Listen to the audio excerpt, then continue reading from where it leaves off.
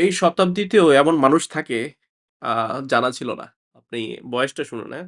সব কাগজপত্র আমরা কিন্তু দেয় নাই, হ্যাঁ।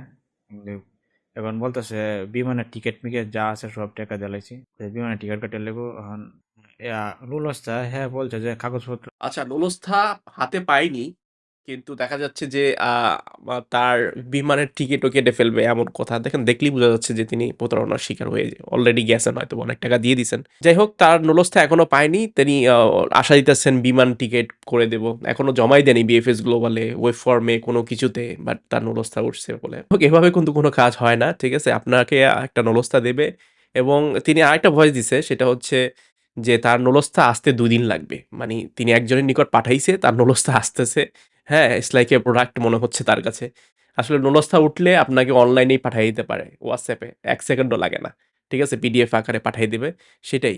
আপনি তো হয়তোবা এই সম্বন্ধে জ্ঞান কম, এই জন্য আসলে এইসব কথাগুলো বলতেছেন। আর আপনি এটাও বলছেন যে ৪ জনের ফাইল নাকি তিনি প্রসেস করতেছে এবং ৪ জনেরই পুরো টাকা দিয়ে দিচ্ছেন। এভাবে যদি কথা বলে থাকে তাহলে বোঝা যাচ্ছে যে আপনি অবশ্যই অবশ্যই একটা প্রতারণার শিকার হয়ে যাচ্ছেন। সচেতন হন।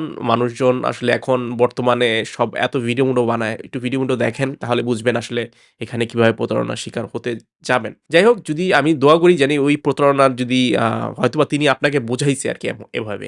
যদিও তার কর্মকাণ্ড সন্দেহজনক মনে হচ্ছে। মানে বিএফএস গ্লোবালে আপনাকে স্ট্যান্ড না করিয়ে, ঠিক আছে? আপনি আপনার অ্যাপয়েন্টমেন্ট না নিয়ে, আপনি নিজে জমা না দিয়ে যদি কেউ এমন কথা বলে যে আপনাকে ভিসা পাইয়ে দেবে, সো ওটা গলদ আছে।